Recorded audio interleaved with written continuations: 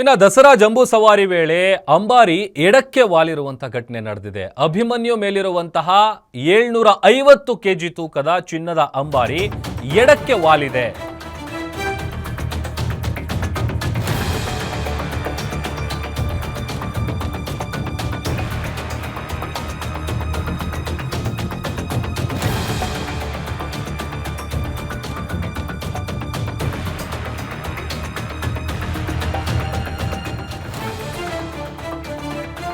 Abhimanyu ಮೇಲಿರುವಂತಹ 750 KG ತೂಕದ ಚಿನ್ನದ ಅಂಬಾರಿ ಅರಮನೆಯಿಂದ ಬನ್ನಿ ಮಂಟಪಕ್ಕೆ ಹೋಗ್ತಾ ಇರುವಂತಹ ಸಂದರ್ಭದಲ್ಲಿ ವಾಲಿದೆ.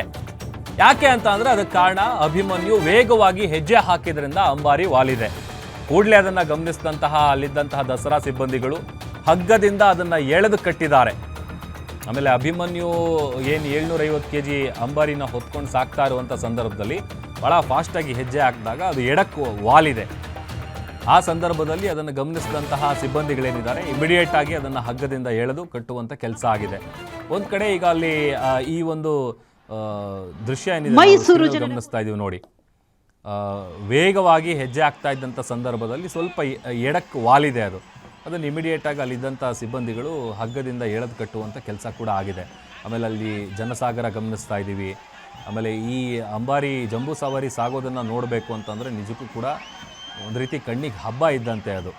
ಆಮೇಲೆ ನಿನ್ನೆ ಎಲ್ಲ ಆಯುಧ ಪೂಜೆ ಸಂದರ್ಭದಲ್ಲಿ ಅಲ್ಲಿ ಆನೆಗೆ, ಆಮೇಲೆ ಹಸುಗೆ, ಕುದುರೆಗೆಲ್ಲ ಪೂಜೆ ಮಾಡಿದ್ದು, ಆಮೇಲೆ ಈ ಜಂಬೂ ಸವಾರಿ ಸಾಗುವಂಥ ರೀತಿ ಇದನ್ನೆಲ್ಲ ನೋಡಬೇಕಂತಂದ್ರೆ ನಾವು ಹಿಂದೆಲ್ಲ ಕತೆಗಳು ಕೇಳಿರ್ತೀವಲ್ಲ, ರಾಜರ ಕಾಲದ ಕತೆಗಳು.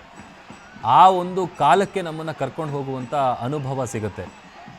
ಅದಕ್ಕೆ ನಾನು ಹೇಳ್ತಾ ಇದ್ದಿದ್ದೆ, ಯಾಕಂತಂದರೆ ನಾವು ಲೈವಲ್ಲಿ ನೋಡೋದಕ್ಕೂ ಆಮೇಲೆ ಮೊಬೈಲ್ಗಳಲ್ಲಿ ನೋಡೋದಕ್ಕೂ ಭಾಳ ಡಿಫ್ರೆನ್ಸ್ ಇರುತ್ತೆ. ಅದರ ಎಕ್ಸಾಕ್ಟ್ ಫೀಲ್ ಏನಿರುತ್ತೆ ಅದು ಹತ್ತಿರದಿಂದ ನೋಡಿದಾಗ. ಆಮೇಲೆ ಅಲ್ಲೂ ಕೂಡ ಬೇರೆ ಬೇರೆ ಭಾಗದಿಂದ ಎಷ್ಟು ಜನ ಸೇರಿದ್ದಾರೆ, ಅಷ್ಟೂ ಜನಕ್ಕೆ ಬೇಕಾದಂಥ ಭದ್ರತೆಯ ವ್ಯವಸ್ಥೆ ಆಗಿರ್ಬೋದು, ಪ್ರತಿಯೊಂದು ಕೂಡ. ಆಮೇಲೆ ಪ್ರತಿ ವರ್ಷ ಮಾಡಿದಂಥ ಸಂದರ್ಭದಲ್ಲಿ ಕೂಡ ಅದಕ್ಕೆ ಬೇಕಾದಂಥ ಫೆಸಿಲಿಟೀಸ್ಗೆ ಯಾವತ್ತೂ ಕೂಡ ಕೊರತೆ ಆಗಿಲ್ಲ. ಆಮೇಲೆ ಯಾವುದೇ ರೀತಿಯಾದಂಥ ತೊಂದರೆಗಳು ಕೂಡ ಉಂಟಾಗಿಲ್ಲ. ಅದೇ ರೀತಿಯಾಗಿ ಈ ಬಾರಿಯೂ ಕೂಡ 416ನೇ ಐತಿಹಾಸಿಕ ಜಂಬೂ ಸವಾರಿ ಸಾಗ್ತಾ ಇದೆ. ಅದು ಹೋಗ್ತಾ ಇದ್ದಂಥ ಸಂದರ್ಭದಲ್ಲಿ ಸ್ವಲ್ಪ ಎಡಕ್ಕೆ ವಾಲಿರುವಂಥ ಘಟನೆ ಕೂಡ ನಡೆದಿದೆ.